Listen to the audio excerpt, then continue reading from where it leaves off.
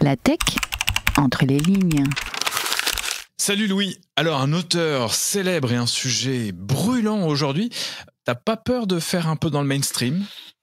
J'espère pas, mais c'est vrai que j'aimerais parler d'un texte d'Alain Damasio et du sujet de la neutralité de la tech. Bon, alors Alain Damasio, généralement on le présente plus, écrivain français des science-fiction, auteur notamment des romans La Horde du Contrevent ou encore Les Furtifs, qui sont considérés comme des perles d'anticipation politico-technologique aux allures dystopiques. Bref, le bonhomme est une pointure et il est vrai, on peut trouver de la tech partout entre ses lignes à lui. Mais pourtant aujourd'hui, tu ne vas pas nous parler de l'un de ses nombreux romans. Pas aujourd'hui non, mais c'est pas une mauvaise idée, je la note pour plus tard.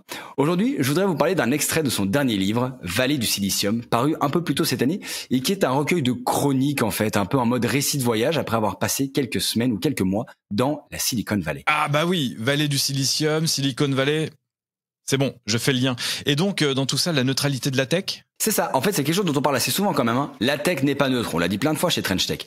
Mais d'abord, en fait, j'ai trouvé chez Damasio une explication en 4 points qui explique concrètement pourquoi. Tout d'abord, parce que la technique porte en elle une valeur latente qui est l'efficacité.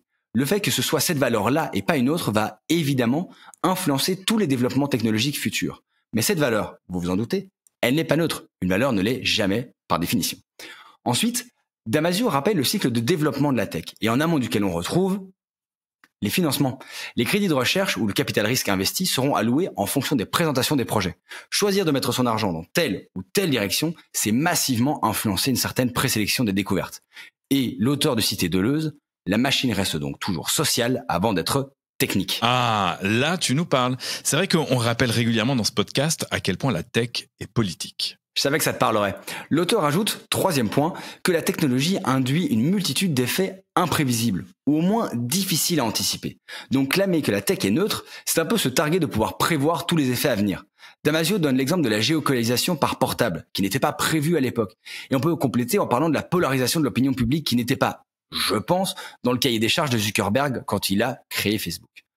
Enfin, dernier élément de cette non-neutralité de la tech, Alain Damasio rappelle que toute technologie porte en elle un nouveau rapport au monde et que la liberté d'utilisation ou non de la tech n'est qu'une liberté en situation, car il devient impossible de faire comme si elle n'existait pas. Je prendrais comme exemple une mouche qui vole dans un train. Elle a beau virevolter librement, si le train va de Paris à Nantes, c'est immanquablement là qu'elle arrivera. C'est solide comme argumentaire. Mais du coup, c'est quoi la conclusion de Damasio ? Quelque chose qui va te plaire à mon avis.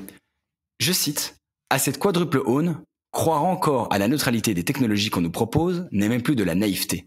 C'est une faute politique. Il a tout dit.